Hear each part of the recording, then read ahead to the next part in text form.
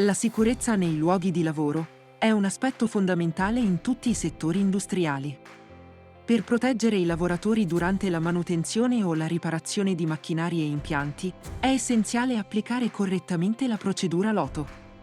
Essa consiste in una serie di misure che assicurano che i macchinari siano spenti, bloccati e chiaramente contrassegnati, prima che i lavoratori possano iniziare qualsiasi attività di manutenzione o riparazione.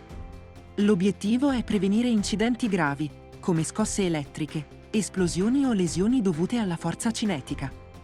La UNI 17975 è entrata in vigore il 24 luglio 2025 ed è la prima norma europea unificata che raccoglie e sistematizza, in un unico quadro di riferimento, tutti gli aspetti della procedura. Il corso Procedura LOTO e nuova norma UNI 17975. Cos'è il Lockout Tagout? Come implementarlo in azienda e quali sono i rischi negli interventi di manutenzione? Organizzato da Vega Formazione, esplora il quadro normativo di riferimento, come gli standard OSHA e ANSI, la UNI 17975 e la UNI ISO 14118, e i rischi legati agli interventi di manutenzione, oltre a offrire una guida per implementare tale procedura in azienda.